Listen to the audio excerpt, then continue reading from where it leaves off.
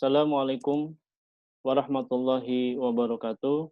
Salam sejahtera bagi kita semua. Perkenalkan, saya Rianto, pengampu mata kuliah Manajemen Perpajakan edisi blended ini. Berjumpa dalam video pembelajaran e-learning Institut Setiami. Pada kesempatan ini, saya akan membahas materi chapter 12, yaitu tentang hubungan istimewa dan review perpajakan internasional pada mata kuliah Manajemen Perpajakan.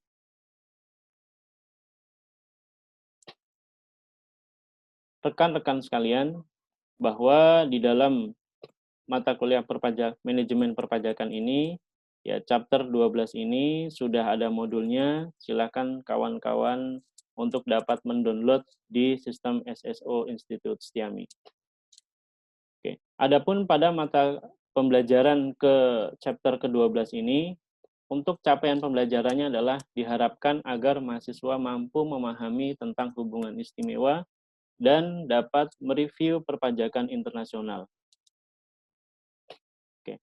Adapun materi di dalam hubungan istimewa itu ada istilah atau pengertian dari hubungan istimewa, yaitu adalah hubungan yang terjadi antara dua wajib pajak. Ingat, antara dua wajib pajak, baik wajib pajak orang pribadi maupun wajib pajak badan, atau lebih, yang menyebabkan pajak penghasilan yang terutang di antara wajib pajak tersebut menjadi lebih kecil daripada yang seharusnya terutang. Dan hubungan istimewa ini juga dapat menyebabkan adanya kemungkinan harga yang dipergunakan akan ditekan lebih rendah dari harga pasar. Artinya bahwa jika ada hubungan istimewa, ya, antar dua wajib pajak ini bisa menyebabkan harga tidak normal atau lebih rendah daripada harga pasar. Nah, lalu kita akan membahas faktor penyebab hubungan istimewa. Ada beberapa faktor penyebab hubungan istimewa. Yang pertama adalah kepemilikan atau penyertaan modal. Baik, dari wajib pajak mempunyai penyertaan modal langsung atau tidak langsung. Ya, paling rendah 25% kepemilikan saham pada wajib pajak lainnya. Contoh, di sini saya menggambarkan PT MCA ya memiliki saham di PT SM sebesar 50%, dan PT SM memiliki saham di PT AU dan PT DP, di AU 50% dan di PT DP 40%. Maka dari gambar ini dapat diartikan bahwa PT MCA memiliki hubungan istimewa terhadap PT SM. Kenapa? Karena saham yang dimiliki oleh PT MCA di PT SM adalah lebih dari 25%.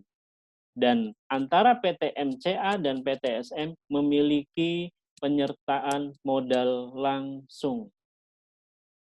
Baik, dan lalu bagaimana antara PT SM dengan PT AU dan PT DP? PT SM ya memiliki saham 50% di PT AU, artinya memiliki lebih dari 25% kepemilikan saham. Sehingga antara PT SM dan PT AU memiliki hubungan istimewa. Dan PT SM pun demikian terhadap PT DP. Karena memiliki penyertaan modal lebih dari 25%, maka antara PT SM dengan PT DP itu memiliki hubungan istimewa. Lalu yang menjadi pertanyaan adalah, apakah PT MCA memiliki hubungan istimewa dengan PT AU, dan apakah PT MCA memiliki hubungan istimewa dengan PT DP?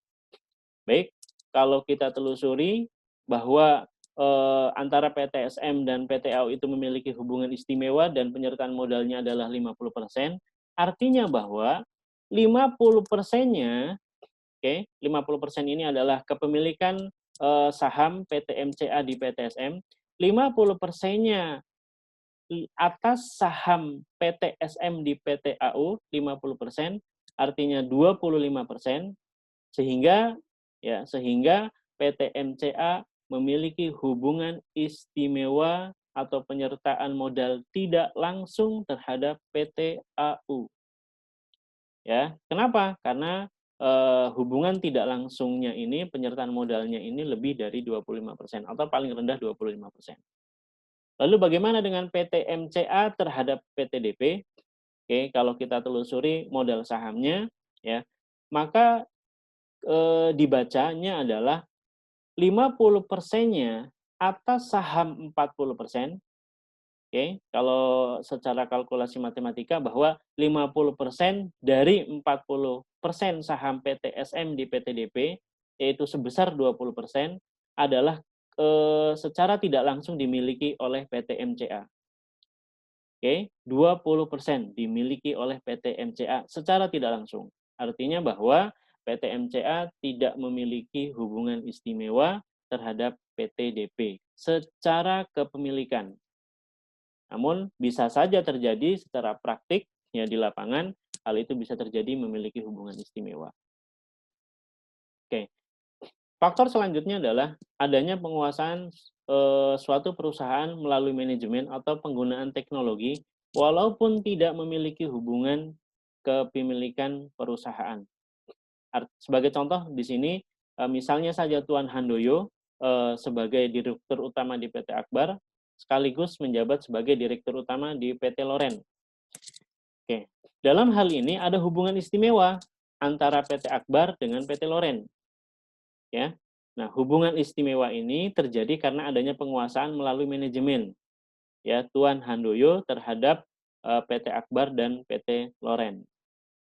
Ya, walaupun tidak memiliki hubungan istimewa kan, tapi karena sama-sama direktur utama di kedua perusahaan tersebut, artinya perusahaan tersebut memiliki hubungan istimewa karena adanya penguasaan manajemen. Termasuk di contoh kedua PT Samil yang memproduksi makanan menggunakan formula yang diciptakan oleh PT Muti. Ya, dalam hal ini adanya penguasaan melalui penggunaan teknologi. Artinya bahwa PT Samil memiliki ketergantungan terhadap PT Muti. Nah, walaupun antara PT Samil dengan PT Muti tidak memiliki penyertaan modal, tapi tetap PT Samil dan PT Muti memiliki hubungan istimewa yang terjadi karena adanya penggunaan teknologi. Dan masih banyak lagi contoh kasus di lapangan yang seperti itu. Oke, selanjutnya adalah yang ketiga, adanya ikatan usaha. Oke. Ikatan usaha di sini ya biasanya terjadi antara hubungan antara pihak-pihak yang bersangkutan berkenaan dengan usaha, antara wajib pajak pemberi dengan wajib pajak penerima. Dan biasanya terjadi apabila transaksi ini bersifat rutin. Misalnya saja menggunakan salah satu supplier, yang supplier itu secara rutin mengirimkan produk-produknya kepada penjual ataupun kepada pembeli. Nah, supplier ini karena yang bersifat rutin, ya, tidak ada hubungan istimewa karena adanya penyertaan modal, namun karena adanya ikatan usaha, ini bisa terjadi hubungan istimewa. Tapi perlu diingat, tidak serta-merta yang melakukan transaksi secara rutin ini memiliki hubungan istimewa. Gitu. Tidak semua seperti itu, tetapi ada hal terjadi seperti itu. Oke, yang keempat adanya pekerjaan. Nah, adanya pekerjaan ini adalah hubungan antara pihak-pihak yang bersangkutan dengan berkenaan dengan pekerjaan antara wajib pajak pemberi dengan wajib pajak penerima. Jadi maksudnya sebagai contoh, misalnya saya bekerja separuh waktu atau menjadi agen asuransi luar di sebuah perusahaan asuransi, walaupun saya tidak bekerja secara penuh, ya, maka saya memiliki hubungan istimewa antara saya dengan perusahaan. Nah, hal ini terjadi karena adanya pekerjaan. Sehingga karena adanya hubungan istimewa itu berupa pekerjaan tadi, atas pemberian jasa atau kegiatan lain, ya, baik secara langsung maupun tidak langsung, maka saya bisa terkena pajak penghasilan. Nah, itu disebut sebagai hubungan istimewa yang terjadi karena adanya pekerjaan. Oke. Selanjutnya adalah wajib pajak orang pribadi yang mempunyai hubungan darah atau perkawinan. Nah, hubungan darah di sini adalah sedarah, ya, sedarah dalam garis keturunan lurus atau satu derajat seperti ayah, ibu, dan anak, atau garis keturunan ke samping satu derajat seperti adik atau kakak atau saudara. Gitu. Nah, sedarah dan semenda. Nah, semenda dalam artian garis keturunan lurus satu derajat adalah mertua dan anak tiri, yaitu dari garis istri kita. Sedangkan hubungan keluarga semenda dalam garis keturunan ke samping 1 derajat adalah adik ipar atau kakak ipar. Nah, hubungan sedarah dan semenda ini pun bisa menjadi faktor penyebab hubungan istimewa. Ya, misalnya saja saya memiliki perusahaan dan saya ada transaksi terhadap perusahaan adik atau kakak ipar saya, ya. Nah, maka antara perusahaan saya dengan perusahaan adik ipar saya itu pun bisa menjadi hubungan istimewa. Ya, baik. Selanjutnya adalah pihak-pihak yang mempunyai hubungan istimewa. Ya, pertama adalah perusahaan yang melalui satu atau lebih perantara. Ya, biasanya di lapangan itu sering terjadi perusahaan membeli kepada perusahaan lain, membeli kepada perusahaan lain, memberi kepada perusahaan lain. Jadi perantaranya itu terlalu banyak gitu atau dikendalikan oleh atau berada pada pengendalian bersama dengan perusahaan. Termasuk juga holding companies dan subsidiaries gitu. Yang kedua adalah perusahaan asosiasi. Nah, perusahaan asosiasi di sini juga seperti anak perusahaan dan lain sebagainya. Selanjutnya, perusahaan yang memiliki baik secara langsung maupun tidak langsung suatu kepentingan hak suara perusahaan yang berpengaruh secara signifikan. Gitu. Ini ada kaitannya dengan pihak-pihak yang memiliki hubungan istimewa. Selanjutnya adalah karyawan kunci. Karyawan kunci adalah orang yang memegang penuh atas wewenang dan tanggung jawab untuk merencanakan kepemimpinan pengendalian kegiatan perusahaan. Misalnya saja ada general manager yang memegang penuh kewenangan atas sebuah perusahaan. Nah, itu bisa juga digunakan pihak-pihak yang mempunyai hubungan istimewa. Ya, misalnya saja seperti itu. Atau ada juga terkait karyawan kunci ini, ya, ada yang memimpin seperti direktur, direksi, dewan komisaris atau pemegang saham. Itu pun bisa. Dan itu sangat mungkin bisa terjadi. Nah, selanjutnya ketika tadi kita berbicara bahwa pihak-pihak yang mempunyai hubungan istimewa, maka pada kesempatan ini kita juga akan membahas pihak-pihak yang tidak dianggap. Ingat ya, tidak dianggap memiliki hubungan istimewa. Yang pertama adalah penyandang dana. Nah, penyandang dana ini kaitannya biasanya untuk kegiatan sosial, seperti yayasan. Ya, maka penyandang dana itu dianggap tidak memiliki hubungan istimewa. Lain cerita kalau seandainya penyandang dana ini untuk perusahaan, itu tidak. Gitu. Karena penyandang dana untuk perusahaan itu banyak faktor bisa terjadi. Apakah itu memang faktor hibah, ataukah memang itu faktor peminjaman, dan harus dilihat dari sisi legal formalnya. Selanjutnya adalah serikat dagang. Serikat dagang itu seperti asosiasi atau ikatan ikatan antar perusahaan. Itu juga tidak memiliki hubungan istimewa.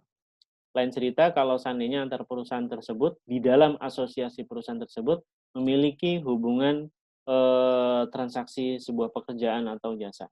Nah, itu baru bisa. Tapi kalau hanya sekedar satu asosiasi itu tidak dianggap mempunyai hubungan istimewa. Selanjutnya, perusahaan layanan umum, ya, public utilities, termasuk departemen dan instansi pemerintah dalam pelaksanaan urusan normal untuk perusahaan. Ya, seperti departemen yang mengurus tentang legal perusahaan. Itu juga tidak termasuk pihak-pihak yang dianggap mempunyai hubungan istimewa. Oke. Selanjutnya, terkait perpajakan internasional.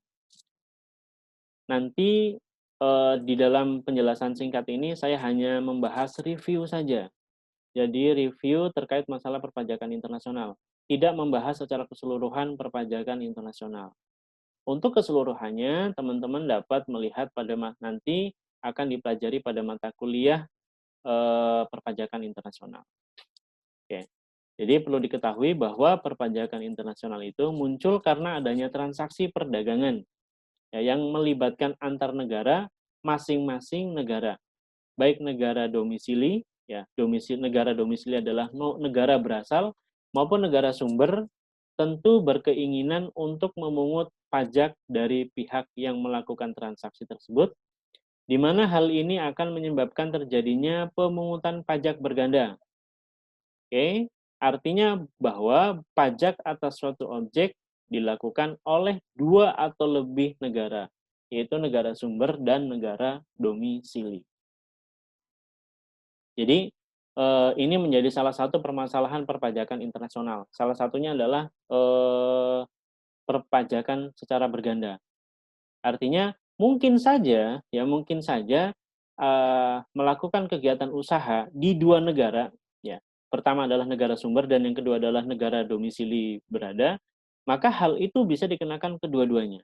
Nah, ini salah satu permasalahan dari perpajakan internasional. Nah, untuk mengatasi hal tersebut, maka di beberapa negara melakukan perjanjian. Nah, di beberapa negara telah melakukan perjanjian, penandatangan perjanjian penghindaran pajak berganda. Atau kita mengenal dengan P3B atau tax treaty. Nah, ini adalah dari permasalahan perpajakan internasional dan solusinya. Jadi, apa sih P3B itu? Ya, P3B itu biasanya terjadi antar dua negara atau lebih.